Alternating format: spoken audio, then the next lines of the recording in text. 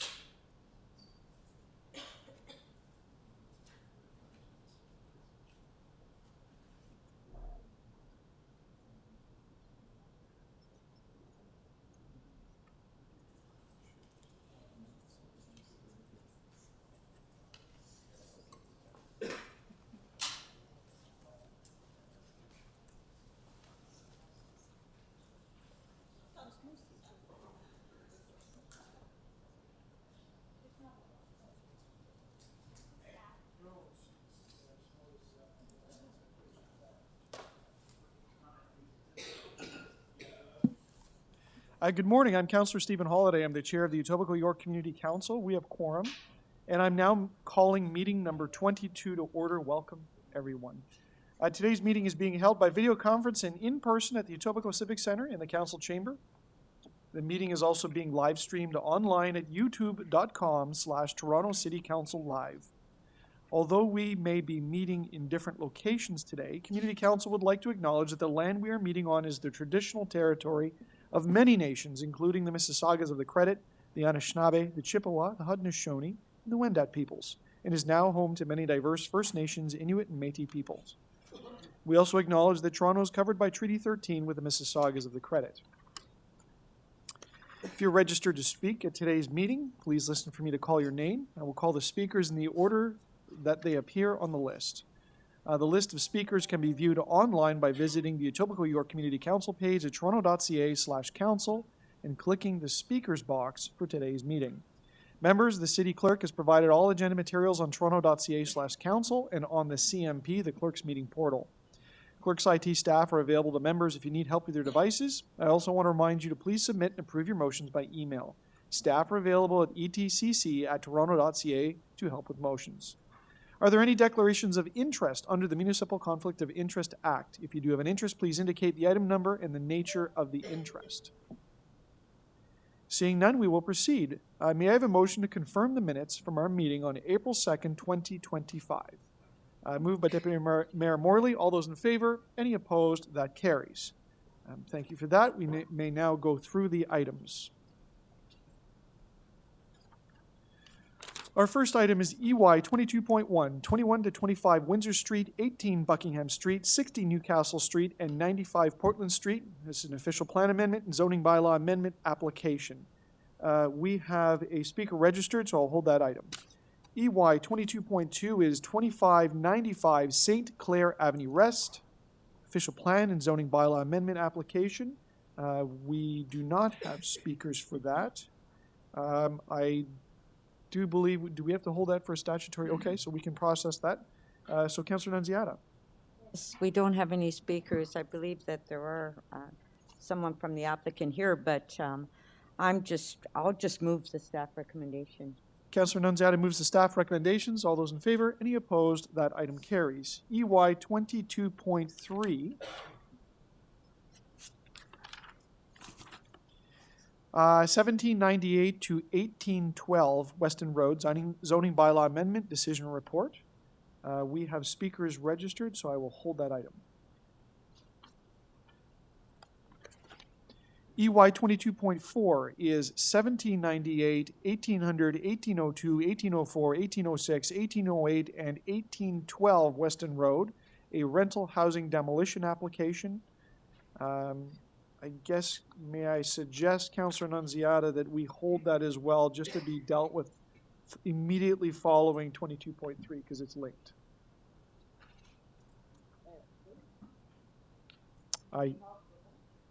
So 22.4 and 22.3 are the same addresses. So I'm going to suggest we hold the second item. It's the rental housing demolition. Yep. It does not. Okay. All right. Then Councillor Nunziata. 2204 was an item that I deferred from the last meeting. No, this is the rental housing demolition application. Yeah, Yeah. Okay. that was the one I deferred at the last meeting. Okay, Councillor And, Nunziata. yeah, it was deferred from the last meeting. That's at, this one is in Mount Dennis, Earlington and Weston Road. Okay. And so it was deferred, and the applicant was aware of it. And we do have confirmation that the pre-construction condition survey was completed on April 26. Okay. So that was deferred for that report. So I'll just move it.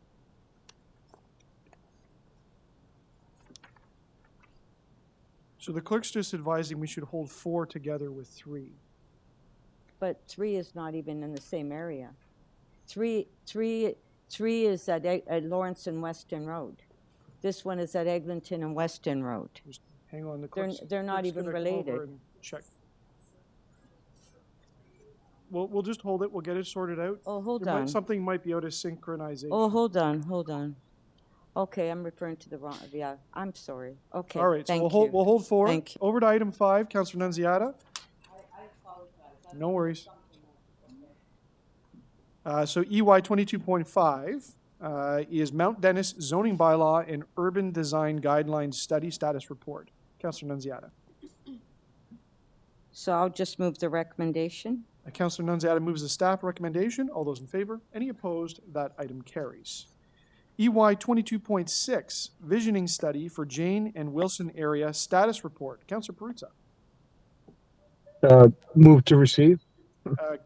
Councillor Report. Perruzza moves to receive this report for information, which is the staff recs. All in favor? Any opposed? That carries. EY 22.7, 1736 and 1746 Weston Road, non-residential demolition application. Yeah, that's the one I was referring to. Okay. Numbers are close. Weston Road, like it's Yep. so much on Weston Road. Yes, this is the one that was deferred from the last meeting. Okay. And so I'll move the recommendation.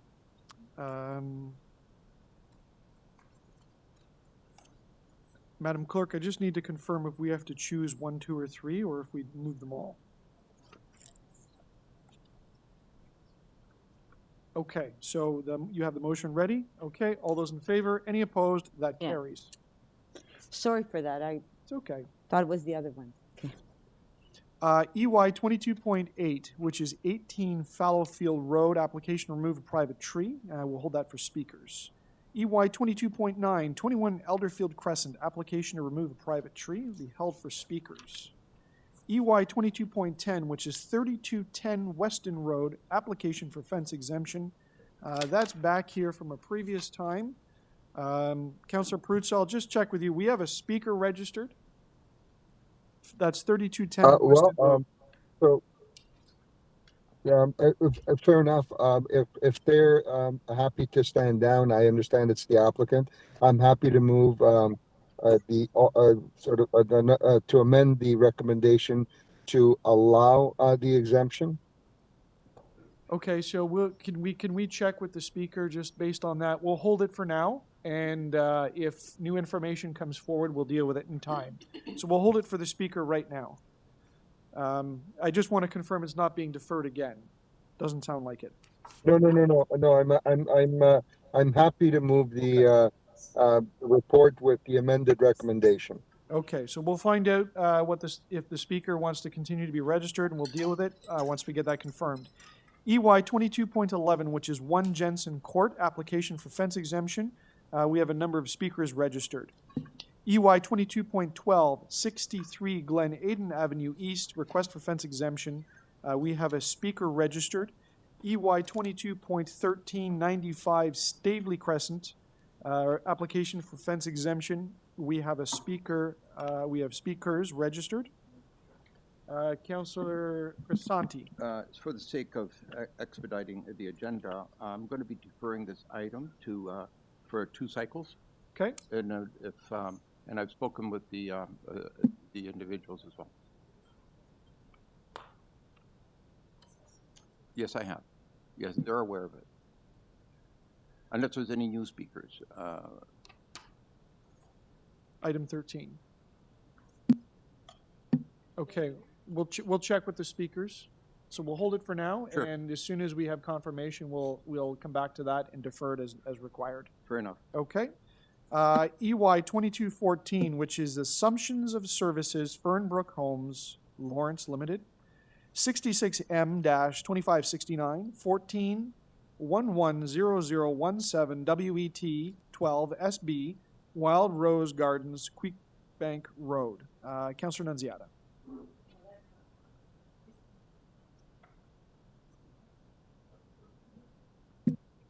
Yeah, we have it under Ward 5 here. Okay, we'll hold that. We'll figure that one out. We'll just hold that. We'll figure out which ward that's in. It's listed as Ward 5.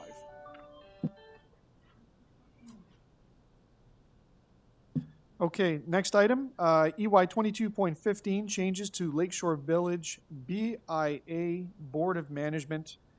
Councillor Morley. Thank you, Mr. Chair. I'll just be approving the changes and following staff recommendations. Councillor Morley moves the staff recommendations. All those in favor? Any opposed? That item carries. EY 22.16, 8 to 16 Locust Street, construction staging area. Councillor Nunziata. Move the staff recommendation. Councillor Nunziata moves the staff recommendations. All those in favor? Any opposed? That carries. EY 22.17. Torbarrie Road and Judy Sgro Avenue. Councillor Perruzza. I'd like to move deferral of this to the next meeting. There's a pedestrian crossing protection. Councillor Perruzza moves deferral. All those in favor? Any opposed? That carries. EY 22.18, permanent closure of a portion of Montesson Street. That would be Councillor Morley.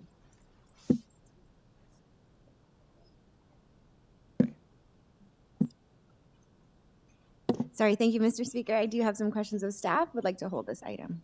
Councillor Morley is holding EY 22.18. EY 22.19, Thistle Down Boulevard, parking amendments. Councillor Crescent.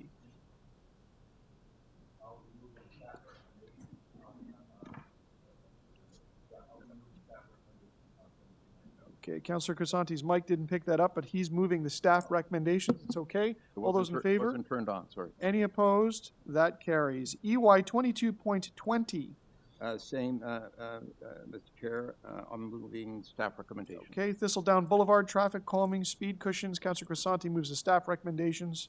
All those in favor? Any opposed? That item carries. EY 22.21 Leigh Street and Feltham Avenue, always stop control. Councillor Nunziata. I do have an alternate recommendation. The staff have my motion. Councillor Nunziata is moving an alternate recommendation. All those in favor? Any opposed? That's me. That item carries. EY 22.22, Dundas Street West, at Dundas Street West, traffic regulation amendments, only in 6 points. Can Dundas meet Dundas? Councillor Morley. Yes, Mr. Chair, I do have some questions of staff I'd like to hold this Okay, item. Councillor Morley's going to hold that item for questions of staff. All right. EY 22.23, Earlington Avenue and Dundas Street West, temporary left turn prohibition. Councillor Morley. Thank you, Mr. Chair. I'll be moving staff recommendations. Councillor Morley moves the staff recommendations. All those in favor? Any opposed? That item carries. EY 22.24, Oakdale Road and Eddystone Avenue, traffic control signals. Councillor Perruzza. Well, again, I'd like to defer this to the next meeting as well, Mr. Chair. Okay, Councillor Perruzza is moving deferral. All those in favor? Any opposed? That carries. EY 22.25, 26th Street, parking amendment. Councillor Morley. Thank you, Mr. Chair. Moving staff recommendations. Councillor Morley moves the staff recommendations. All those in favor? Any opposed? That carries. EY 22.26, accessible parking spaces, April 2025, delegated. Councillor Nunziata. Move staff recommendation. Councillor Nunziata moves the staff recommendations. All those in favor? Any opposed? That carries. EY 22.27, St. Clair Avenue West, pay and display parking. Councillor Nunziata. Move staff recommendation. Councillor Nunziata moves the staff recommendations. All those in favor? Any opposed? That item carries. EY 22.28, Shaver Avenue South, parking amendments. Councillor Morley. Thank you, Mr. Chair. Moving staff recommendations. Councillor Morley moves the staff recommendations. All those in favor? Any opposed? That carries. EY 22.29, Goldthorne Avenue, parking amendments. Councillor Morley. Thank you, Mr. Chair. Again, here looking to follow staff recommendations. Councillor Morley moves the staff recommendations. All those in favor? Any opposed? That item carries. If I can ask the chair, and I apologize for this because it's, it did say Ward 7, but in fact it is Ward 5. It's a new subdivision, and it was indicated on the agenda as Ward 7, so I didn't. So I'll move the staff recommendation on number 14. Number 14. So Even though it's listed as Ward 7, Okay. the new subdivision in my ward, and it was listed incorrectly. So I'll move the staff Yeah, and my paper's recommendation. different, but that's okay. Pardon? We'll sort it out, but it's good. So I'll call the title out properly, but we'll move Yeah. we'll move the staff recs in Yeah. a sec. So this is item EY 22.14, Assumption of Services, Fernbrook Homes, Lawrence Limited, 66M-2569, 14110017 WET 12 SB Wild Rose Gardens, Creekbank Road. And Councillor Nunziata moves the staff recommendations. All those in favor? Any opposed? That item carries. Members, we have two new items of business. The first item is 22.30, or will be item 2230, which is 720 Humberwood Boulevard, reallocation of Section 37 benefit contribution. We have a letter from Councillor Crescent. And we have item number EY 22.31, converting Riding Avenue into a one-way street. We have a letter from Councillor Nunziata. Madam Chair, do we need one or two motions to add the business? All right, so we'll take a motion from Councillor Crescent to add new items to business. All right, all those in favor? Any opposed? That carries. Those items have been added. They'll be posted online in a little while. Okay, back up to the top of the Community Council agenda. We will go to our first item, and we have a speaker. It's EY 22.1, which is 21 to 25 Windsor Street, 18 Buckingham Street, 60 Newcastle Street, 95 Portland Street, official plan and zoning bylaw amendment application. Our first speaker is Benjamin Hoff from Urban Strategies. Welcome to the Etobicoke York Community Council. You have 5 minutes. Please begin. Great. Thank you so much, Mr. Chair and members of council. As you said, my name is Benjamin Hoff. I'm planner and partner with Urban Strategies and also the applicant for this project. I've had the pleasure of helping to advance this important city building project for the past 3 years. And it's really actually a special project delivering a lot of important community infrastructure. In addition to high-density market housing next to transit, we've got a standalone 7-story nonprofit supportive housing building operated by the Society of St. Vincent de Paul, greatly expanding their current operations on the site and providing a mix of 124 emergency shelter beds and supportive housing units. Excuse me.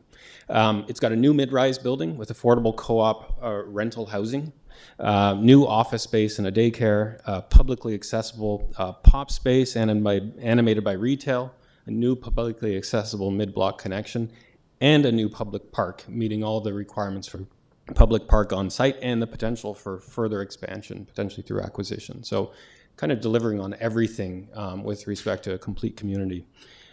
We've been working closely with staff across numerous divisions and Councillor Morley's office to make this complex project work. And I want to thank all of them, but in particular, Senior Planner Julia Cudo, who's worked really tirelessly, in particular these last months, to finalize many aspects of this application to get us here today. While we have received letters of support from the Mimico BIA and Residents Association, I do note that there's two submissions have been made by nearby landowners raising concerns about compatibility. These concerns are appreciated given the challenges of shifting from a former employment area to a mixed-use transit-oriented development. The application included a compatibility mitigation study to ensure there was no noise, vibration, or odor impacts from the facility. The findings did determine that there were no compatibility issues, and the review didn't raise any concerns about environmental compliance. In addition, our transportation consultant assessed and deemed that the proposed changes, including the addition of a new publicly accessible driveway through the site and a mid-block connection, does not impact the neighboring uses of both the Queen's Pasta and Portuguese current truck movements and operations. And city transportation did review that and didn't have any concerns with the proposed entrances to the buildings or the turning radii from the private driveway, or the publicly accessible driveway, sorry. The proposed driveway itself does not in any way impact Portuguese Cheese's existing site access, but in fact it provides new additional options for site access using the laneway. And our team did reach out to Portuguese Cheese through the review process to share options. We did not hear back from them despite our request for a meeting or at the 2 public meetings that were held. So I wanted to address those comments as they came up, and happy to provide further response to those letters that were submitted. But I just wanted to say in summary, once again, I'm very pleased to be here to advance a very important city building project, delivering many city benefits, and look forward to responding to any questions. Thank you. Thank you. Are there any questions of the speaker? Seeing none, thank you for joining us. Great, thank you. I will ask, is there anyone else here to speak on EY 22.1, which is 21 to 25 Windsor Street, 18 Buckingham Street, 60 Newcastle Street, and 95 Portland Street? Seeing none, questions of staff. Councillor Morley. Thank you, Mr. Chair. I wanted to pick up on one of the points that the previous deputant raised around the Portuguese Cheese and Queen's Pasta, who did submit letters containing transportation-related concerns. I'd like to hear from staff how these concerns are being addressed. Thanks, Julia.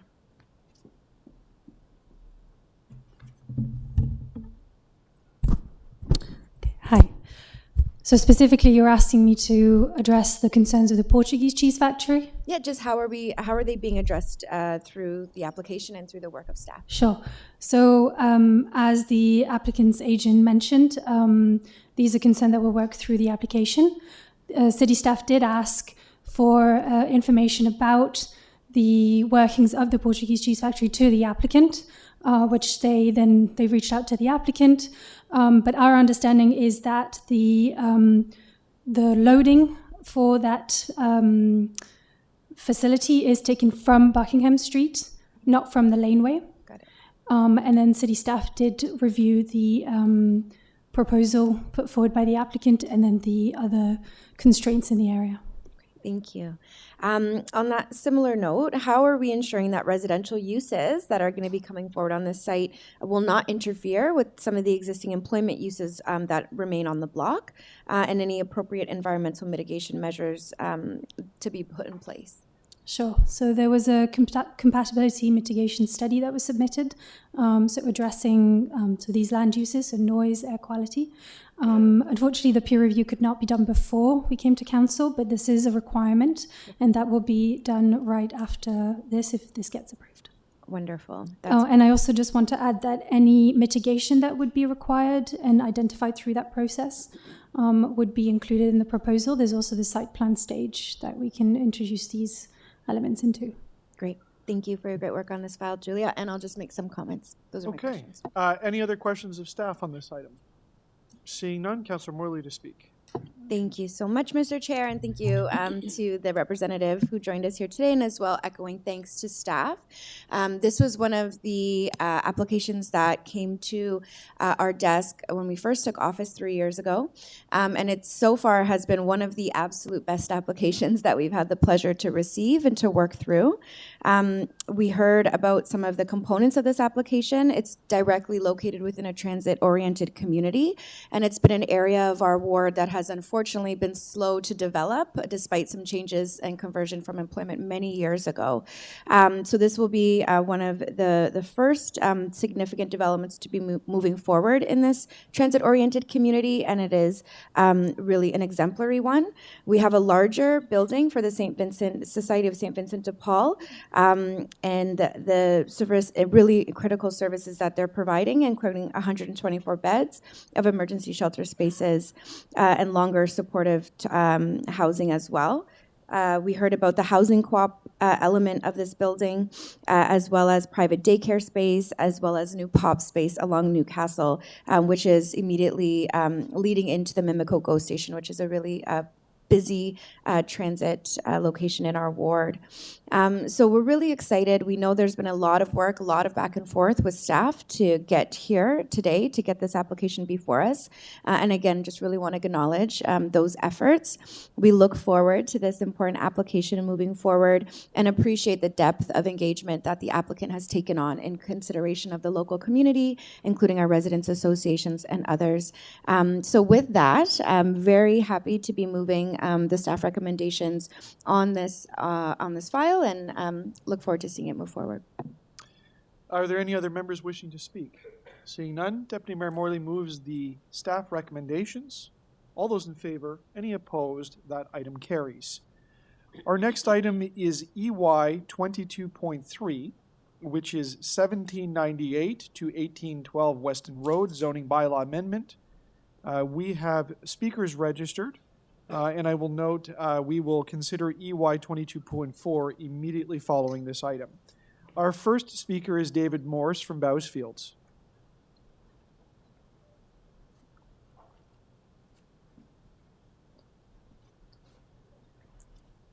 Hello, David. Welcome to Community Council. You have 5 minutes. Please proceed. Morning, Mr. Chair and members of Community Council. As Councillor Holliday mentioned, my name is David Morse. I'm a principal with Bousfields Inc., and I'm the planning consultant to Weston Beauty Block 2, GP Inc., the owner of the property. So the application before you is for a 40-story mixed-use building containing 490 residential apartment units, including 6 rental replacement units and 327 square meters of at-grade retail along Weston Road. As noted in the community planning report, the proposal provides an appropriate amount of intensification given the existing and planned context, its location along an avenue, and its proximity to higher door transit by way of the Weston UP Express and GO station across the street within a council-adopted major transit station area. I'd like to take the opportunity to thank Councillor Nunziata and her office, community planning, urban design, housing staff, and Toronto Water staff for all of their hard work on this application. This building represents the culmination of several working sessions and 2 years of work, all of which have meaningfully informed the final design of the building before you today. There's one kind of administrative item that I wanted to bring up. We've been working with the councillor's office and community planning staff just about the language of the holding symbol. There are a couple items that are generally stylistic with respect to bicycle parking spaces, requirements, and the language of the holding provisions. And we've been working with staff and the councillor to resolve those issues before the final bills are passed. So again, I wanted to thank you for your consideration, and I'm happy to answer any questions you might have. Are there any questions of the speaker? Seeing none, thank you for joining us. Thank you.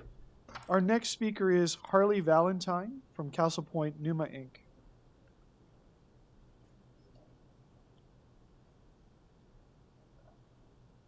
Welcome to Community Council, Harley. You have 5 minutes. Please begin. Good morning. Thank you, councillors. It's a bit bittersweet to be here. This is the last of our current active applications before council in the great village of Weston. Before I go there, I'm a partner at Castle Point Numa. We're very proud to be a part of Weston's future and have allotted a significant amount of resources and time in being an active member, part of that transformation. Today, the report in front of you will complete our vision for converting the Weston Up Express lands into a true transit village. This is the fourth tower that we have proposed, and will complete approvals for our estimated 2,000 units. But beyond the applications and the approvals processes, at Castle Point, we pride ourselves on being a value-based developer, and we take pride in being agents of change, and not just creating housing, but also in transforming communities. We have taken the past almost 7 years in this community to look beyond our property lines and find ways that we can be positive contributors. And that currently lives on in our sites through the numerous youth organizations, non-for-profits, and small businesses that we support. To name a few: Frontlines, Early Childhood Development Initiative, Johnny Rep's Strength Training Gym, and many others, Costa Immigration as well. But beyond the sites, Weston is a very unique piece of the puzzle in Etobicoke. It has incredible attributes. We see that potential, and we're investing big time into that. And in partnership and support with the councillor, we've looked, again, beyond our sites and into community services and parks. The parks have become a huge focus for us and the landowners group that is currently transforming that transit village that surrounds the Up Express station.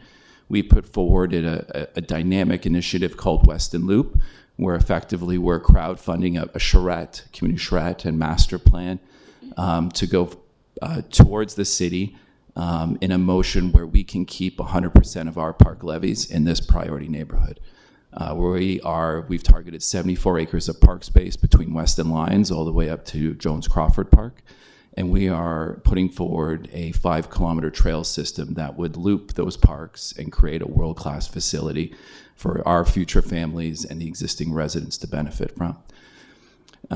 Beyond the Weston Loop, we're also looking at the lack of community service and youth programming in Weston. And most recently, we've turned our attention to the Weston Lions Arena.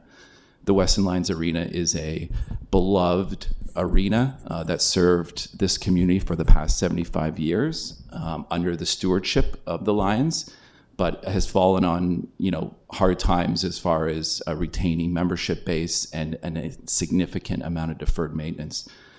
Most recently, the councillor has led discussions with MLSC to bring them forward, and a motion had passed the council 2 weeks past where MLSC is entering discussions with city staff and parks about converting that to a launchpad program that would have an immense opportunity for the future of Weston and the youth in that community. So, that's just a snapshot of some of the exciting things that are coming beyond the applications, but I, again, thank Councillor Nunziata for, championing her community, one that we see great potential in and are very excited to get shovels in the ground to bring new families and continue the opportunities and economic growth of that ward.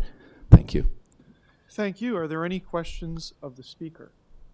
And I will take a note to say I agree that the Weston Lions Arena is a much beloved facility. I was there recently, so yes, excited to hear that news. Thank you for joining us today. I'll ask if there's any other speakers on this item. Seeing, yeah, did you want to speak to the item? I'll just check for questions of staff. Any questions of staff? All right. Speakers to the item. Okay. Councillor Morley? you I'll wanna- just quickly say a quick word of congratulations to Councillor Nunziata. This sounds like a really, really exciting project, and also to the applicant and landowners. It's really, really encouraging to me to hear about the depth of engagement and collaborative work happening in the community to ensure that it is a complete community where future residents and existing residents will be supported to thrive, as well as looking at some of those facilities that Chair Holiday called out, and getting them the support and resources that they need to keep our communities growing in a good way. So really exciting to support this application, and congratulations to Councillor Nunziata. I'm sure I've been working on this for a long time. Councillor Nunziata to speak. Okay, so I'll move the recommendation, but I do have two amendments. One that the staff has asked me to put forward as far as the bicycle parking. And then I also have another amendment about the holding symbol. So I'll move those two amendments. And, you know, this is very exciting in Weston. I've been working very hard in Weston because, as you know, we've had challenges. And just the other night, we had another shooting. So we're, you know, about 15 years ago, there was a charrette that we had in Weston. I think it was 15 years ago or maybe longer, I'm not sure. But anyway, Paul Bedford, the former chief planner, was involved in that charrette. And we looked at the vision for Weston in the future with the up and the GO station and what we could vision, you know, in the future. And since then, there's been a number of development applications that come in on, you know, with the charrette on what our vision is for Weston. And we've had a number of community meetings with the Residents Association, and they're in full support of what we're doing in Weston. And I've been working with all the various developers in the area on, as it was mentioned by Hardy, the Weston Loop, and then working with MLSC. There was that motion that was moved at council last week. Unfortunately, the Weston Lions Arena, and as you know, Councillor Holiday, they've been running that for years, but they're running into financial issues, and they can't keep up to the maintenance and, you know, what's needed in that facility. And I'm pleased to say that MLSC has stepped forward on the vision of what we can do, you know, have a sports complex and how could it benefit. And then we have all the parks and the trails in the area, and for all that connection. And then I'm also working on a performing arts coming into Weston, at Weston and John Street. That application's coming forward. So there's a huge change in, you know, from the charrette that we had many years ago. And so, you know, I'm very pleased that we are where we are today. It's taken years. And what I'm hoping, though, is that we can start getting shovel in the ground. That's what's frustrating for me, is that all these developments have been approved, and we need to see shovel in the ground and start seeing development and start seeing some affordable housing coming into the community, co-op housing. I met recently with all the developers in my ward at City Hall, and as an information session and how they can apply. And we had the housing secretariat there. We had, and we also had co-op housing, and we also had CMHC on information to developers, how they can apply to apply for affordable housing, co-op housing. And since that meeting, a number of developers have actually contacted co-op housing, an interest in their development. So it's exciting news, and I'm moving the recommendation with the two amendments. And thank you to Castle Point, because you started making that change in Weston. And I think once you get the shovel in the ground, we're going to see. But the Weston Loop, we have a walk on Sunday, this coming Sunday, and we're meeting at the Little Avenue Memorial Park, and we're going to do a walk through all the parks. And so we've invited the community to that walk. And Councillor Holiday, if you'd like to join us, it's going to be interesting. I'll bring my skates. Right, okay, thank you. Thank you, Councillor Nunziata. The clerk informs me that we have one of the two amendments. So, Madam Clerk, would you advise we just hold this and get that sorted out? So we're going to hold this in the following item just till we find that amendment.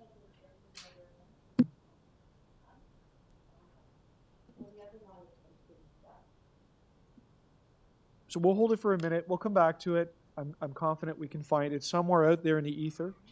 We'll find it and we'll complete the item, and the following item we'll come right back to it. So I'll ask those waiting for that item for your indulgence. We'll move ahead on the next community council item, and we'll come back and find some important documentation. So that's EY 22.3 and EY 22.4 relating to the Weston Road development. We're gonna hold those and get that information sorted out. Okay, back to the agenda items.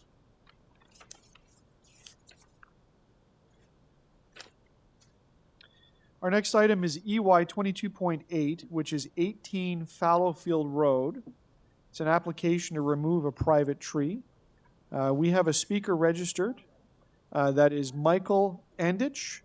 Michael may be here or on video conference. Good morning, Michael. Welcome to the Community Council.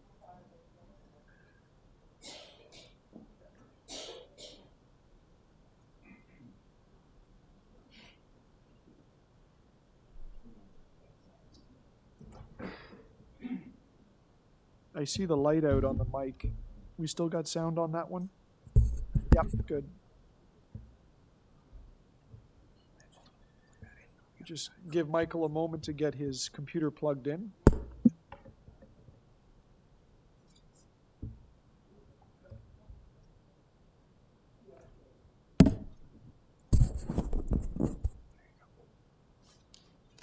Good morning, Mr. Chairman. Good morning, councillors. Thank you for the opportunity to speak to you. Good morning. Please proceed as soon as you're ready, and you've got all the connection, and you've got 5 minutes. Thank you. All right, great, thank you. So let me first say that I love trees. However, I don't love this tree. Let me explain. So we moved in October of 2020. We had a significant issue in 2021, where we had the drain scoped. We thought the problem had gone away. Then in the fall of 2022, we had a serious backup of sewage. There was a bore scope done. The entire part of our basement laundry room had to be opened up to remove roughly 4 huge bags of roots that had surrounded the sewer pipe as well as penetrated the sewer pipe. Total cost of that repair, $4,200. The other concern is that the tree, because of its size, the roots are so large that it's heaving my driveway. It's cracking it. There are parts, if you look at the very top, middle, there's actually a root that's coming between the driveway and the sidewalk, so it's a tripping hazard.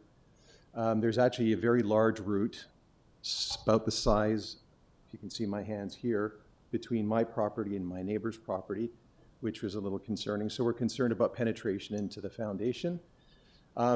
I've talked to a stonemason about repairing my front steps, and they say to me that there could be some what they call hydrostatic pressure from the tree roots pushing up my fieldstone staircase. And I've talked to a number of asphalt driveway contractors, and they've all said to me, you can't do anything about your driveway until the issues with this tree are resolved. So we had a consulting engineer's report, which we paid for. They recommend the removal of the tree based on their expertise. We have an arborist report, same thing, echoing the same sentiment. So thus far, so in order to remove the tree, we're talking about $7,500. We've already paid the deposit to get the arborist's and consulting engineer's report. So balance owing, if this is approved, will cost me another $5,600. So for your consideration, with the dollars on the side of this screen, so we've had $4,600 in sewer line repairs, $1,000 every year over the last couple of years to clean the debris from our downspouts because they plug my eaves troughs. We spent $1,900 to start the removal process. To remove the tree, another $5,600. In order to repair the driveway, anywhere from $3,000 to $7,000. And if I want to fix my my staircase, approximately $1,500 to repair it. But if the tree is still there and the pressure continues, it will heave the staircase as well. And in order to completely replace it with concrete, which might be more durable, anywhere from $8,000 to $15,000. So my concern is we solved it temporarily. It happens again. It will be a cost that is borne by me. Again, I'm very respectful of the practices to protect the canopy. I'm a naturalist. I'm an outdoors person. I'm a hiker. I love trees, but this tree is costing me a significant amount of money. And from every indication from the professionals that I've consulted with, it will continue to be an issue for me. What do I expect next? Penetration into my foundation, a flood, other incalculable costs, which I'm bearing as a tax-paying citizen. So again, I respect the city's policies, but in this case, this is costing me a lot of money and a great deal of concern. And I'm sure anyone here who is a homeowner that may have a similar problem with the tree would have the same sentiments and the same motivation to have the tree removed. We'll do whatever due diligence to replace the tree, planting 3 more or paying whatever the fee or fine is, but I really need some kind of a equitable solution to this issue for me. Thank you. Are there questions of the speaker? Councillor Crescent. Michael, first of all, thank you for coming out. Excellent presentation. We had the opportunity to meet, even though it was brief. I witnessed the extensive damage that tree is currently causing to you. Just a question. So your neighbor concurs with everything that... He does. Actually, he actually had resolved or had this problem a couple of years ago when he first moved in, and he had to invest a considerable amount of money to be able to reroute his sewer lines. Yeah, and this tree is straddling, I believe, between yourself and your... Number 16, Fallowfield, yeah. And he is fully in support because he's had the same problems. There's one image I didn't show you where he has a concrete driveway and it's starting to heave his concrete driveway. Yeah, yeah, I saw that damage and yeah, the potential there. All right, that was it for me. Thank you, Michael, for coming out. Thank you, Councillor Crescent. Are there any other questions of the speaker? Seeing none, thank you for joining us. Are there any other members of the public wishing to speak on this item? Seeing none, questions of staff. Seeing none, Councillor Crescent to speak. So again, I want to thank Michael for coming out, and so I'll be moving on this one, Mr. Chair. We're moving the alternate recommendations. I've seen firsthand the extensive damage that the tree has been causing over the number of years, and even though Michael had an excellent, clear presentation, to see it firsthand on site, it's quite impacting. I've seen a lot of tree requests over my many years that I've been here representing Etobicoke North, but this is one that if ever there's a reason to approve an alternate, this certainly is one that needs approval. Like Michael, I love trees when they behave. This particular tree is not behaving. And I used an analogy earlier. If this tree was human, behaving in the way that it is and causing the kind of damage that it is, there are laws against that. It's pretty extensive. It's pretty frightening. And I would ask my colleagues to support the alternate recommendation so Michael and his neighbor can move on and get things repaired and live comfortably and on his property. Thank you, Chair. Thank you, Councillor Crescent. Anyone else to speak? Seeing none, on Councillor Crescent's alternate recommendation, all those in favor, any opposed, that item carries. All right, we're just going to go back to item EY 22.3, which is 1798 to 1812 Weston Road, zoning bylaw amendment, decision report. We found the missing motion.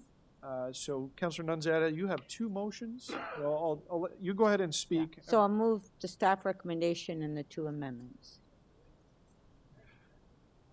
That was from the city, yeah. Okay. Yeah. Okay. So both amendments are up. Is there anyone else wishing to speak on this item? Seeing none. On the two amendments, First Amendment, all those in favor, any opposed? That amendment is carried. Second Amendment, all those in favor, any opposed? That is carried. And on the item as amended, all those in favor, any opposed? That is carried.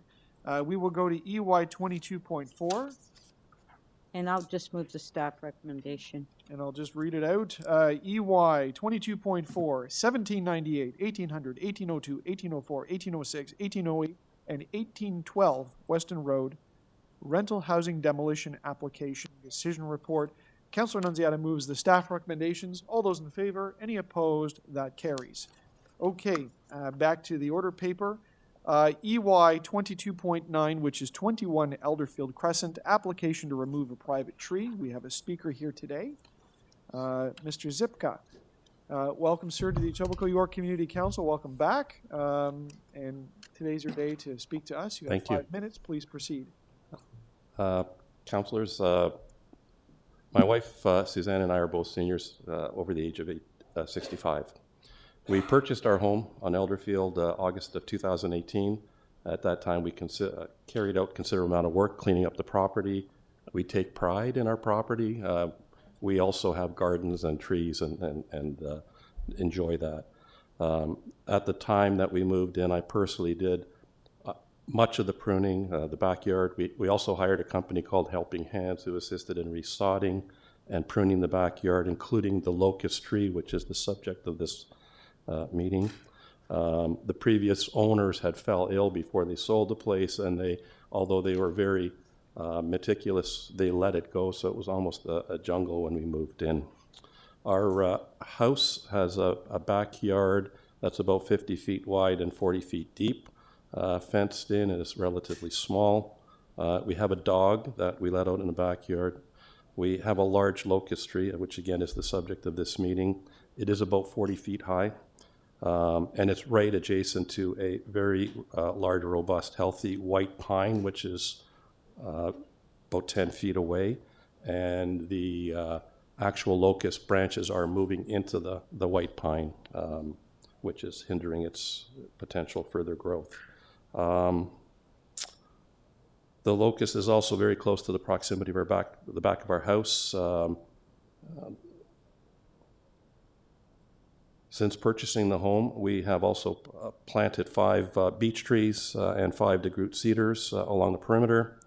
The locust pine is a living tree, but is old and brittle. It is near its life end expectancy. It has dead wood and minimal foliage. We did trim the locust tree a second time in July of 2021. We were limited to 25% removal by the regulations at a cost of $1,300. We engaged an arborist in June of 2024, discussed further pruning of the locust. The arborist suggested the tree was problematic, as noted in the report submitted to council, and recommended removal. We applied to have the tree removed. The forestry inspected the tree in June 2024. They returned following a report of a large branch breaking in August 2024, which time the locust tree was again inspected a second time. Forestry prepared a report for this council meeting in March of this year, which some 9 months after the initial inspections. The locust tree, it said the locust tree was healthy and maintainable, but it does not comment on the old age of the tree. It does comment about 20% of the tree being deadwood that can be trimmed, but it does not comment on the large branch that came down in August. It comments about the tree's close proximity to the home's foundation and provides an opinion that it is rare that roots will cause damage to a foundation, but does not state that such damage cannot occur. It does acknowledge that damage has occurred to the patio, but further states that such damage is prone when not properly designed or maintained. However, the report does not state the patio was improperly installed or maintained. The most important part of this report does not address the safety issues that we have brought forward to the city numerous times. It does confirm that the request to the removal of the tree was only due to concerns of property damage and does not mention any safety-related issues that we brought forward. The city's report does include some photos, as indicated. earlier, my wife and I are seniors. We moved back to Etobicoke to be close to our two children who also live in Etobicoke. We did so as well to be close to our 4 infant grandchildren, ages 1 through 5. As with most grandparents, we constantly babysit. In the summers, they are outside in the back playing with toys, wagons, and other toys, as well as a small water pool. Our concerns with the locust tree has hindered our ability to experience safe enjoyment of our backyard. I've provided the arborist report commission, which states the overall assessment: the locust tree is problematic, invasive roots lifting, patio, and encroaching the foundation. The report also recommends removal. I've got experience as an insurance adjuster in the past, so I've had access to different things where I back in 2004, there was a 10-year-old boy in Hamilton, Tyler Cooper, who had a tree in the park fall down, and he was fatally injured because of that. I know various cities have reviewed that and made recommendations to their own forestry departments because of infants and youth being around trees. Just yesterday, St. Clair Avenue and Avenue Road, a large branch similar to ours, similar tree to ours, also older and frail, critically injured a 30-year-old woman and miraculously spared a 10-year-old child that was with her. May I just ask to wrap up? Okay, Thank you. that's it. Then I'll leave it at that. Thank you very much for speaking to Community Council. I'll ask if there are any questions. I'm going to ask you just a couple. You mentioned a branch came down. I saw it, but for the benefit of my colleagues, could you describe how large it was? The branch was probably 10 to 12 feet long, probably about 3 inches, 4 inches, and came straight down on the patio right in front of the stairs. So to assist my colleagues on council, could you describe the location of the tree in your patio? And how It's close- right beside it, exactly beside it, yes. And did the branch do any damage? I'm sorry? Did it cause any damage? It hit the actual gazebo part, so there's a dent in the top there. Okay. And just to ensure that my colleagues understand as well, you mentioned that you have already planted some trees, but you just tell us what else is in your backyard besides this tree? What other plantings? Yeah, we have other trees? I put we also have various bushes. We planted the beech trees, the cedar trees, and And you have one very large coniferous tree as well, or evergreen tree. it's the white pine that I mentioned. That's also 40 feet. That's right beside it. Great. We also have, I forgot, there was a letter from our neighbor that was addressed to you as well, Councillor Holiday, that would like the tree because it's probably a third of it's over their property as well. Thank you. Are there any questions? Seeing none, thank you for joining us. Okay, thank you. Are there any questions of staff? Seeing none, I will speak. I'll pass the chair. Councillor Holiday? Thank you. Thank you to Mr. Zipka for coming. I'm going to move the alternate recommendations, and I will assure my colleagues that's not done without preparation and investigation. Mr. Zipka explained very well the details. In fact, this tree is, you could almost see it if you had stepped out of the chamber. It's just over here in a treed neighborhood. And I don't believe that Mr. Zipka has brought this to us lightly. I can confirm, I went to the home and the yard was impeccably landscaped, impeccably cared for. Yes, there were children's toys there in the yard. I saw them myself. And I also saw numerous trees. And I think it's been accurately described that, this is a large tree which probably was planted a very long time ago in the backyard. It's very close to the patio, close to the house, and really now dominates the yard. And it was very clear that a branch had come down because there was evidence of broken branch still on the tree, very, very large. And I saw the damage that was done. But I think that the other thing that really I remember was the amount of planting that has already occurred in the yard with other trees, and also the evergreen tree that this tree is growing into. So, I don't think this is being brought to us without thoughtfulness in the overall design of the property. And I understand sometimes these trees grow so large that they are now, they now overarch the whole yard, and it may be time. And I think, members, we understand as well that our bylaw is very, very narrow. You know, if the tree's alive, it generally is allowed to stay. And, you know, the staff just don't have an opportunity to recommend something else because that's how strict it's written. So, you know, I'm recommended that we apply some discretion in this case. And I can assure you that diligence has been performed and that this, to me, is a very reasonable request brought forward. And in addition, I did receive a letter of support from someone adjacent. So I feel that this is a very reasonable approach, and I hope you will support my motion. Are there any other members seeking to speak? I'll just speak for a minute. And as the deputant mentioned, the branches and falling down, you know, every time we have a storm, like even yesterday, you have all these branches on the middle of the road. Some of the trees have fallen into people's driveways, and, you know, it seems like we're getting quite a bit of damage, actually, on some of the trees that we have. I know on Scarlet Road, the golf course there, if you drive up Scarlet Road, all the branches from the trees are on the middle of the road after a storm. So, you know, it is an issue, and you know, I know what the deputant is saying is that it could cause a lot of damage. So I do support Councillor Holliday's motion. The Ward 2 side. Okay.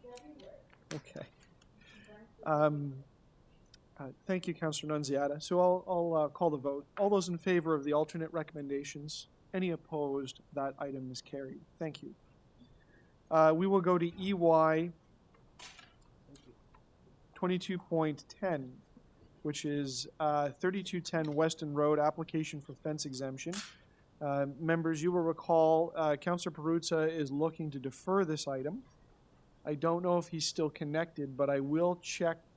Excuse me, he's not. He's not. Yeah. We were going to check with the registered speaker to find out if the registered speaker wants to proceed with the knowledge that Councillor Perruzza will be making a motion.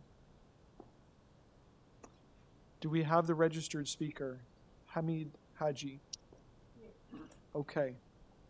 Welcome, Mr. Haji. Councillor Perruzza is online.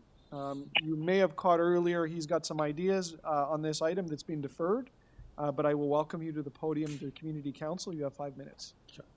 Good morning, councillors. My name is Hamid Haji. I'm the owner of 32 Weston Road. 2018 to 2000.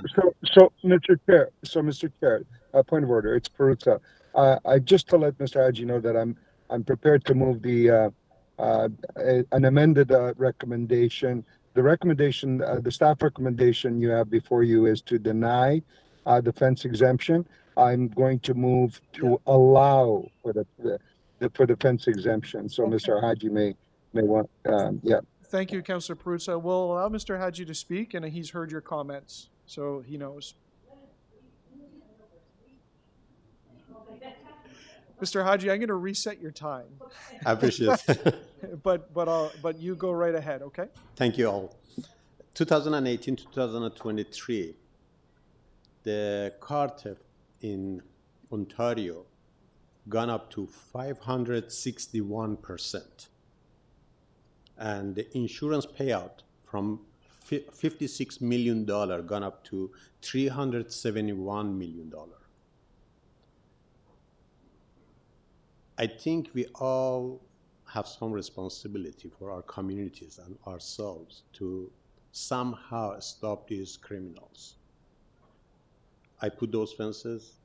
I believe they're beautiful. My architect masterpiece, they designed a fence so there is no blind spot from Weston Road or Vera Beach from any point you drive.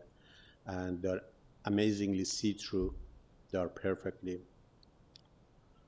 By cleaning up that property, I believe I pushed back the criminals from that neighborhood.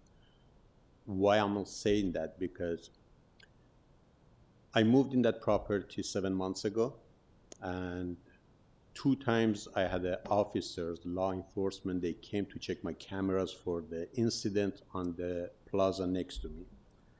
And the good things, I'm proud of it. They gave me compliment because they are saying, I didn't know that property and the plaza next to it, almost they were getting calls few times a month for the problems. And they were happy because it got cleaned up. Right now they're getting calls 2 times in 7 months. Yes, I put those fences to protect my investment and protect my neighborhood. Why my neighborhood? Because when the criminal comes, they're not just gonna come for me. There's gonna be a police involved, car chasing involved, lots of things. They're gonna see something in neighbors, gonna attract them. That's the only reason I put that fence. I know I gone over limit, I do apologize, but that was just because of protecting my neighborhood and my investment. Thank you. Thank you for speaking to us. Are there any questions of the speaker? Okay. Thank you. Seeing none, are there questions of staff? Seeing none, Councillor Perruzza to speak. He's there.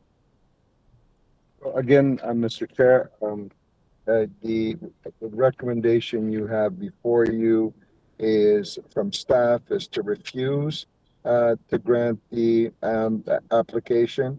I would like to strike the word refuse and add the word approve.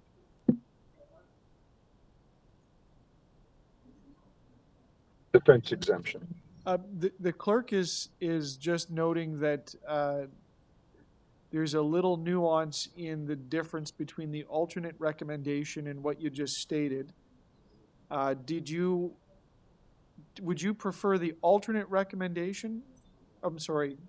Well, there's a staff. I'm reading your the report here, and there isn't an alternate recommendation in the report. My mistake. Okay. I think there's a staff prepared alternate that's not in the report. Okay, sure. If there's a staff one, I'm happy to move that one. The clerk is giving me a nod here that we've got something up on the screen, which allows the existing fence to be maintained. I'm not sure if you can see it from your location, but I think it meets your intent. Yeah, that will do, Mr. Chair. Thank you. All right, and the clause is got the nod. Okay, so on the amendment, all those in favor? Any opposed? That is carried. And on the item as amended, nope, the clerk advises it's 1 vote, so that is passed. Thank you. Thank you. Thank you for your patience, Councillor Perruzza. Yeah, thank you, Mr. Chair. Okay, our next item is EY 22.11, 1 Jensen Court, application for fence exemption. We have speakers on this item. Our first speaker is Helen Soto. Is Helen here?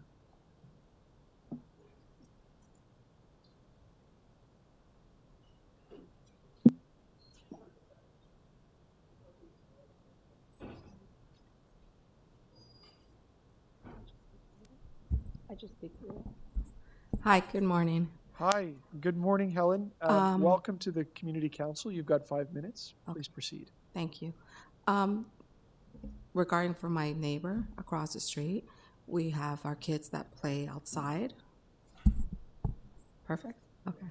That we have our kids playing outside all the time. Normally, there's a bunch of kids. We have, I think, about 15 kids in the neighborhood, and they all like to go and play there because they have the bigger front yard. And for the safety of the cars on Jeff Codes, we see a lot of cars speeding all the time around there. So the fence protects the kids as well for going over. And I believe a year or two, we saw vans coming, a big white van, and always looking at our kids, and we were kind of a little nervous about it all the time. For the safety for the kids, I would say it's good for them to have that because of the corner. And it's a huge, big front yard, and they love playing around there. and we play water. Like in the summertime, they love to hang out around there. So it's just for the safety of we concern more for the safety for our kids than neighborhood all the time, right? And in the summertime when it's beautiful all day, now the kids just love playing outside. Thank Okay. you. Thank you. Are there any questions of the speaker? Just a. Councillor Crisanti has a question Yeah. for you. Well, thank you for coming out. So I believe what you're saying is that you support your neighbor, you support the fence. That's what you're saying, correct? Yes, I'm supporting it 100%. Okay. All right. Thank you so much. You're Thanks welcome. for coming out. Thank you. Our next speaker is Pano Pharmakidis.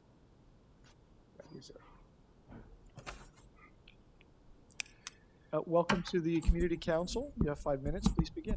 Thank you. To the York Community, sorry, my voice is bad now. To the York Community Council, dear all, with all my respect to the Council, here I present myself in person to support the applicant's fence exception request. As parents and family members, we are responsible to protect our family and particularly the safeguarding of our children. My home is exactly on the other side of the street that of 1 Jensen Court and facing the applicant's home. A few months ago, my wife was looking out from our dining room window, noticed this lady that did not seem to be well in her faculties, screaming and yelling against the applicant's home. And then she went to the front door and started banging on it. As my wife explained, this was a terrifying moment for her. Imagine what scare the applicant's family must have taken. I think this is the main reason and very justifiable the applicant decided to go up with the fence. The applicant has 2 small children which they play on the front of their house very often, which in this case makes the children vulnerable to anyone that goes out of his or her faculties. I must say at this point that for the same reason many years ago, when my children were small, I faced with similar situation, and ever since that time, there's a fence around my home for 38 years. It is without question that the crime has gone up in our area, therefore, it is everyone's responsibility, including that of the City of Toronto, for the safeguarding and protecting all peaceful residents of Toronto, and particularly the protection of our children. I would like to ask kindly and respectfully the Etobicoke York Council, Community Council, to consider granting the exemption for the applicant's fence, respectfully. Thank you very much. Are there any questions of the speaker? No. Seeing Okay, none, thank you for joining us. Okay, thank you.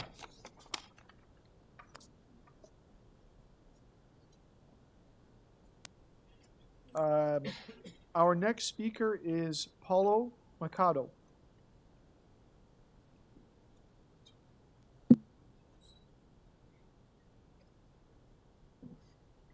Welcome Morning, to the everybody. Community Council. You've got 5 minutes. I'm here to support this family. After being through one of the family members being with a cancer problem, and I feel to go through and help build this fence, and I ask the council to consider, please. Thank you very much. That's all what I have to say. Thank you. Thank you. Are there any questions of the speaker? Seeing none, thank you for joining us. Our next speaker is Rodolfo Goulart.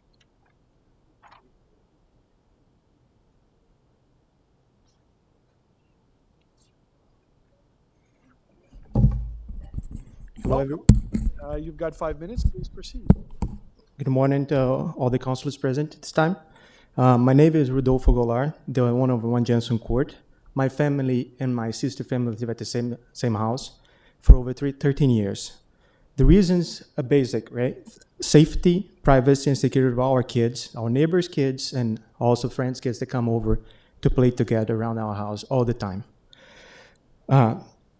Well, recently we have noticed a big increase in strange people, suspicious people walking around our neighborhood. And lately, in fact, recently, we had this incident, an attempt to break in. More of a lure us out, the way I think it, because the lady was screaming things about kids and other things, right, related to it. And then we called the police service on this, right? They were too busy at the time. They instructed us on what to say and what to do over the phone.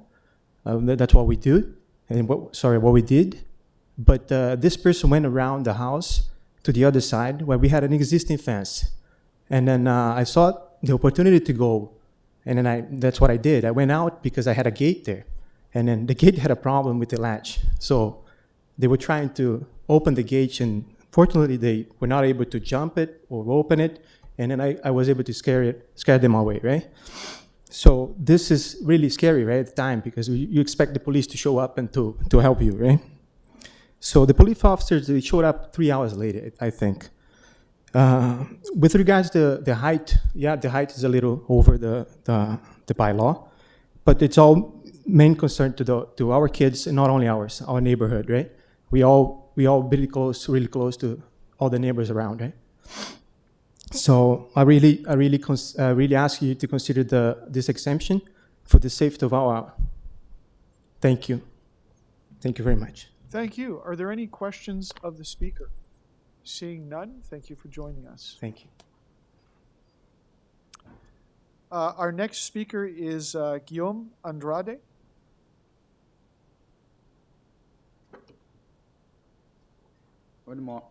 Good morning, everyone. Good morning and welcome. You have 5 minutes, please. Thank you, sir. I'm the father of the kids. So one of the was not fence. I was watching the kids in the neighborhood. So I tell them, don't go too much to the road, because the car goes fast and everything. And then the year passed by, I got a sickness. I have a tumor on my brain. So they give me a year to live, and then they cannot remove the tumor. So it's still now, I have between 6 surgeries in my brain, and Jesus is so good, I'm still alive, I'm still walking.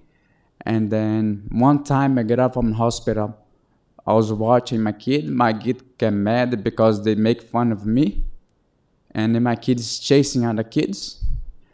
I went across the street and I started yelling, my kid, come back, I cannot protect my kid. I was so weak. I fell down on my knee and I started calling my kid, come to me. I cannot reach you anymore. And I can do nothing to protect my kid. And I told my wife, let's do something about the fence. Yeah, I cannot do nothing to protect my kid. And still now, I can die any day. And my kid is frustrated of that. And people start hitting the doors and hitting us. I don't know what to do. And then people complain about fence. My neighbor helped me out. And then now they complain about his fence too. I don't know what to do. We did nothing wrong. You just protection. And then now they're aiming to my neighbors now because of me. Is helping me. I know I have faith in God. I have faith in Jesus Christ. There's going to be honor of his name. I don't know what's going on with the fence, but I know he's in command. If I get down the fence, I don't mind, because I know Jesus is on our side. Whatever happens, I know it's going to be his will. I thank you so much for everything, and I apologize to be crying. No apology necessary. Thank you, Mr. Andrade. Are there any questions for the speaker? Thank you for speaking to us. Our next speaker is Vanita Pun.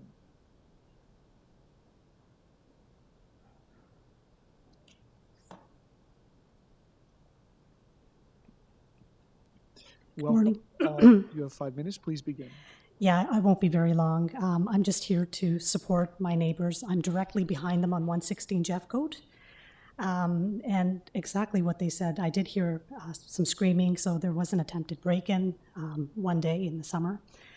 Jeffcote is used as a raceway. There's a lot of cars that just go racing right through, and the kids in Jensen Court, they're on their scooters, they're on their bikes. So it is not safe. This fence is necessary, and I completely support them. I have no issues. Yeah. Thank you. Any questions? Seeing none. I'll check. Is there anyone else here that would like to speak about this item? Seeing none. Questions of staff. Councillor Nunziata. Just one question to staff. So Oh, okay, read the back. So why is it, was there a complaint? That's why this is here? Good morning. Yeah. My name's Mike Gusev. I'm a supervisor with Municipal Licensing and Standards. I can confirm that we did receive a complaint via 311 channels for the fence. So you received a complaint at 311? Correct. Okay, well, I guess, do you know if it's a local resident? I cannot disclose where the complaint came from. General nature of offenses, it is likely confidential. Confidential. It could be a passerby or it could be a member of the public in that area. Just curious. Thank you.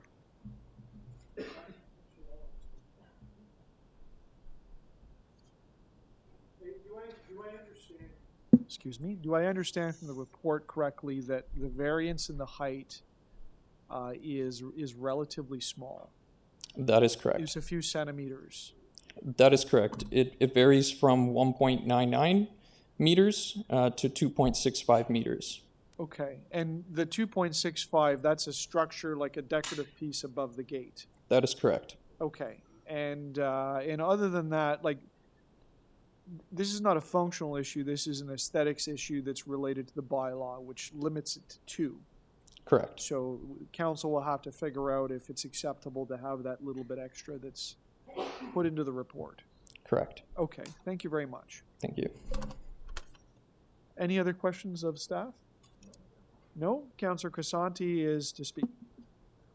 Thank you, Mr. Chair. So first of all, I want to say I'm going to move the alternate recommendation, and also want to add, I want to thank everyone for coming out.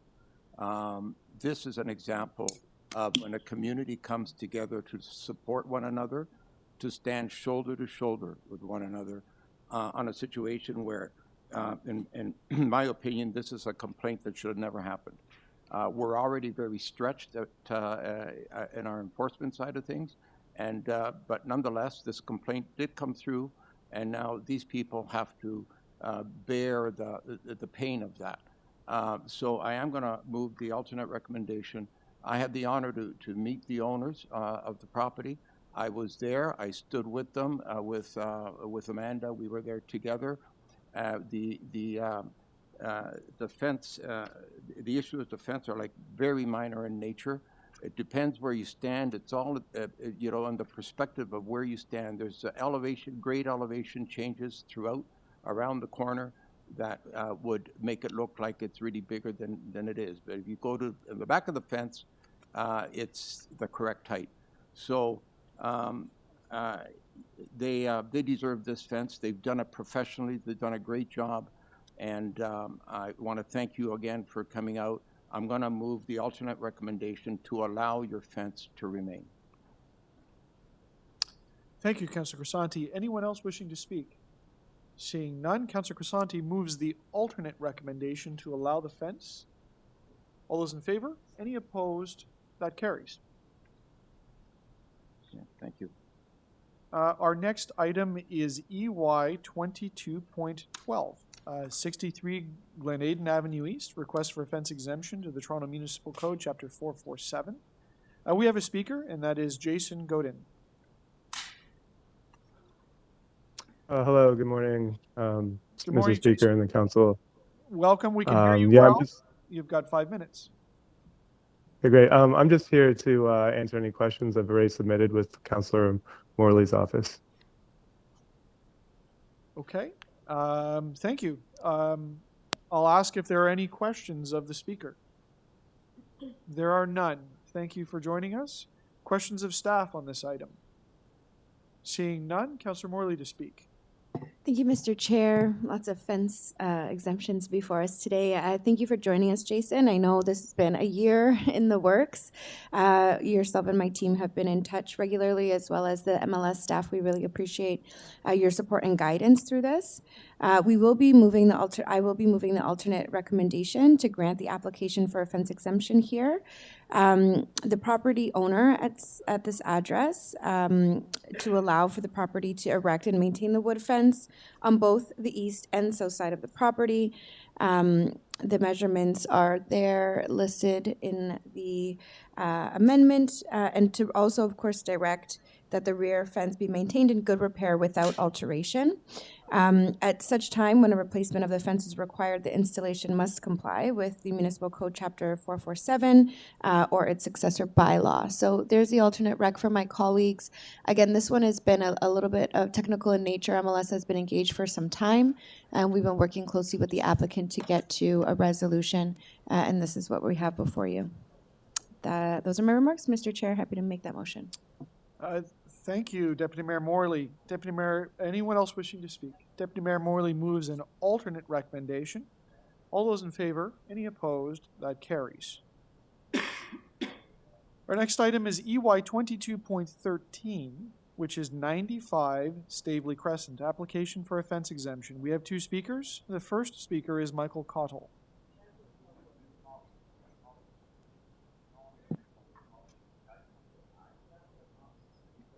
Okay. Yeah, if you just bear with me for a moment, Mr. Cottle, I just want to let Councillor Crescenti know that we're just starting on this item.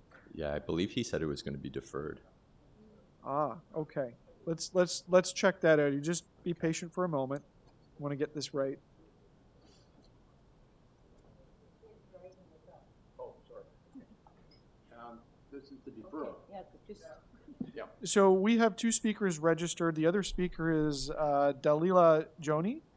Is Dalila here? Okay. Mr. Cottle, I guess Councillor Crescenti has indicated his desire to defer the item, which means we'll come back at a later day. You can talk to us today, or you may want to save your comments till then. Yeah, I can until save there's a my bit comments. of time. Yeah. Yeah, okay, great. I'll ask if Dalila Joni is here or online. No? Okay. Anyone else to speak on this item? All right. Councillor Crescenti, you indicated you wish to move deferral. Yes, I wish to move, Mr. Chair, deferral for 2 cycles. Okay. And right, whenever that falls. Thank you. Thanks, Councillor Crescenti. So this item will come back on July 3rd, 2025. On the deferral, all those in favor? Any opposed? That carries. Okay.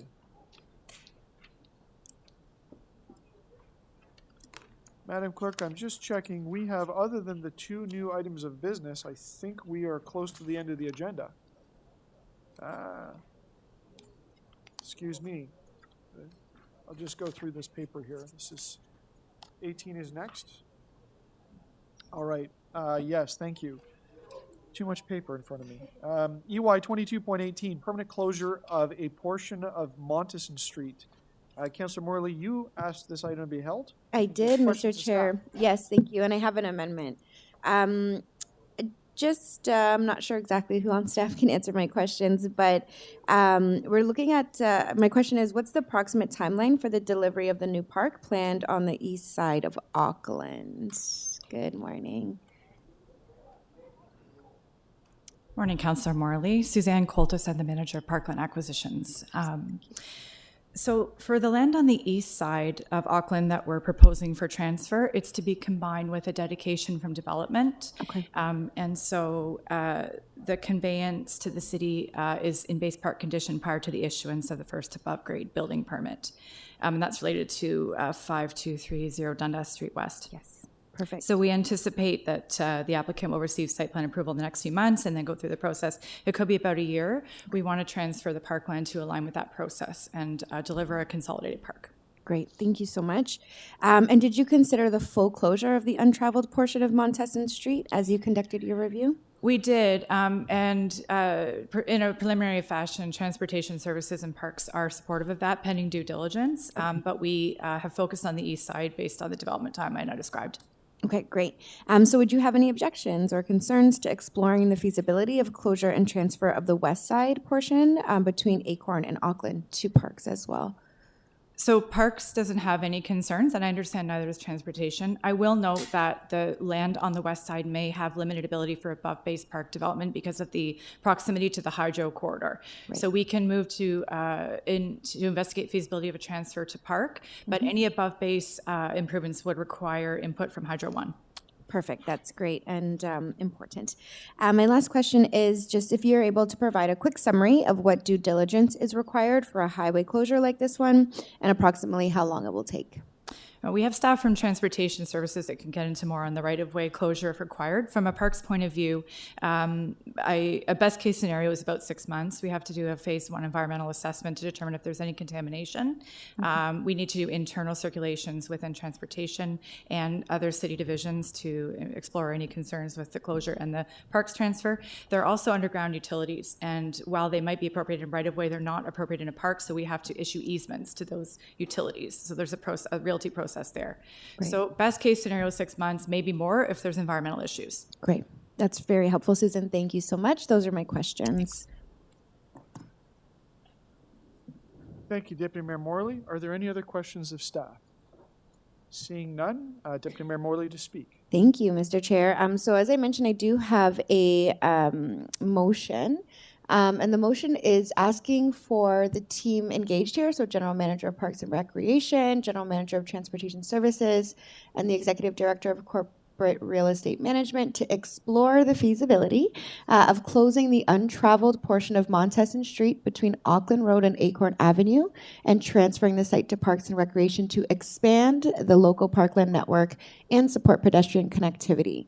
So that's the motion, Mr. Chair. And again, this was an opportunity that we saw in a really important and growing neighborhood of 6 Points and surrounding the transit-oriented area of the Kipling Station. The amendment focuses on the untraveled portion, as I mentioned, and the parcel currently includes a pedestrian path and open space, which is maintained by Transportation Services already. I have connected with staff. As we heard, there haven't been concerns expressed, and there is interest in exploring potential improvements to ensure this land continues to support connectivity and access to parkland as this neighborhood grows. I believe this will provide more opportunities to improve this space for residents, as well as provide additional opportunities for future connectivity to the Greenway, which Chair Holliday has been championing in a really great way, and we look forward to that corridor project improvement as well. So further due diligence is in fact, of course, required, as we heard from Susan, and to determine if the additional parcel is in fact suitable. But we figured since we are looking at one half of it, we would like to ensure staff go ahead with a fulsome review. So that's the motion. We'll be moving to follow the amendment, staff recommendations, as well as hopefully look to my colleagues for support on that motion. Thank you. Thank you, Deputy Mayor Morley. Are there any other members wishing to speak? Seeing none. We have an amendment.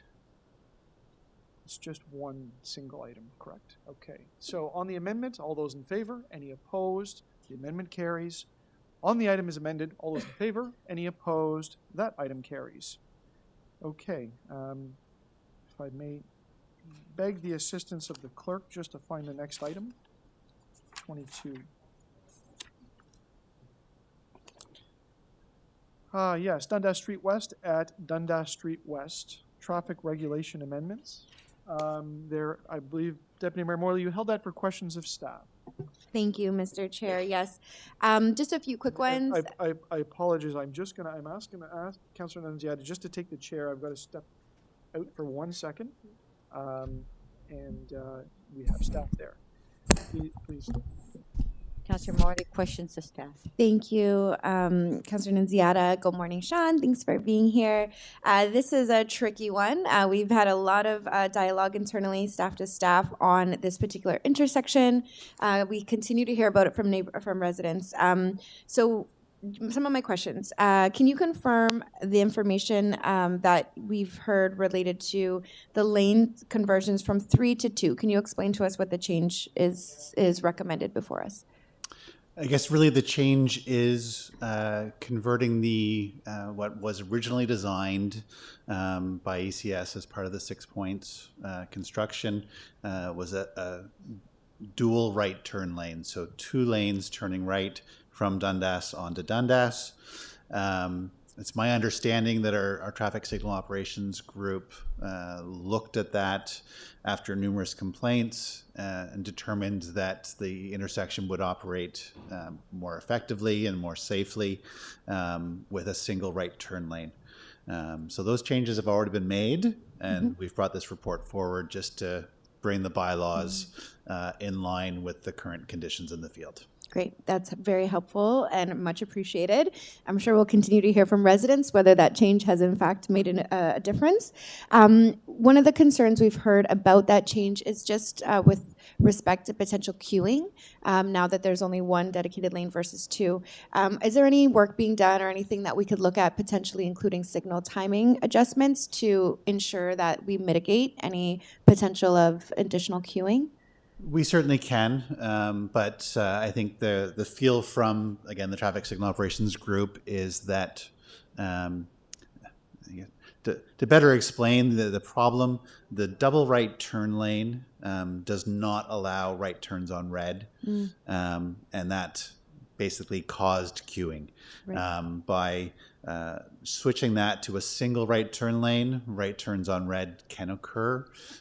So they're actually looking at an improvement to the actual throughput of the intersection, and also improving safety because you don't have the dual rights. So we expect it will operate better with this reconfiguration, but if it needs further tweaks, I know the traffic signal group will certainly be willing to look at timing adjustments. Yep, that's fantastic. Sean, thank you so much. We really appreciate the collaborative work that staff have done on this and look forward to moving the staff recommendations to bring it all, make it all formalized. Thank you. Those are my questions. Thank you, Deputy Mayor Morley. Are there any other questions of staff on this item? Seeing none, Deputy Mayor Morley to speak. Thank you, Mr. Chair. Yep, just looking to move approval of the bylaw update. And we'll go from there. Deputy Mayor Morley moves the staff recommendations. All those in favor? Any opposed? That item carries. Thank you, Amanda. Appreciate it. Okay, we are now on to, I believe, the new business items. Okay, our first item is EY 22.30, which is 720 Humberwood Boulevard, reallocation of Section 37 benefit contribution. Councillor Crescent.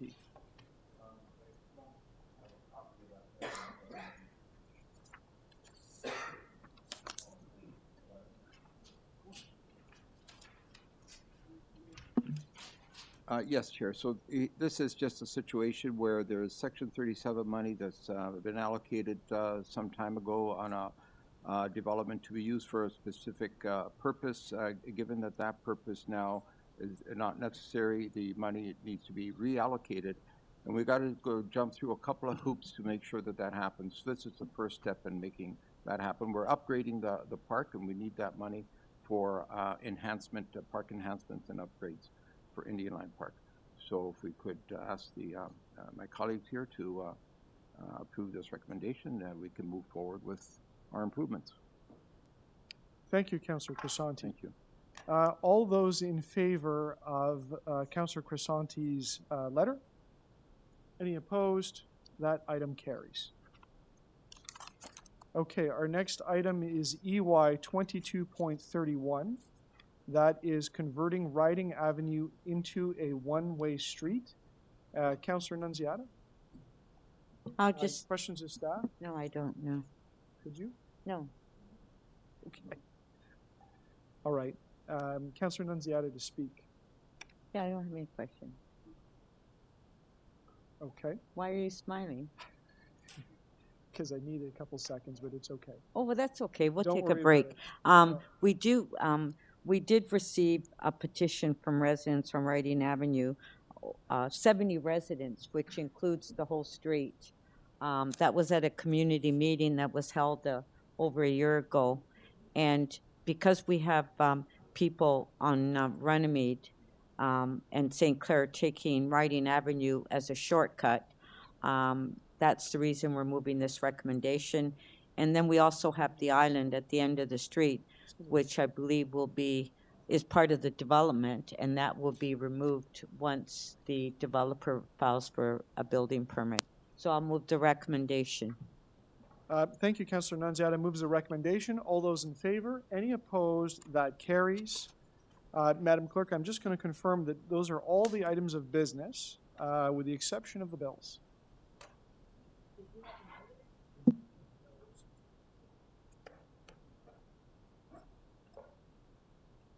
May I have a volunteer to move this motion? Deputy Mayor Morley.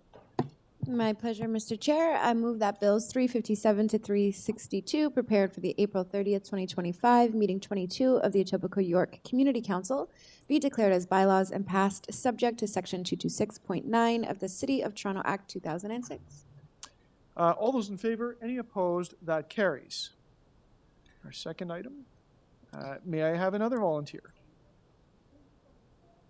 Deputy Mayor Morley.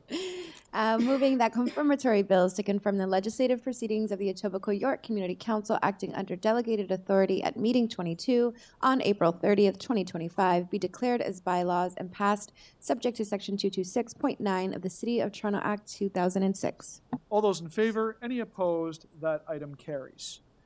Madam Clerk, I'm just confirming that is all the items of business. I'm getting the nod, and therefore this Community Council is adjourned. Thanks, everyone. Go Leafs, go.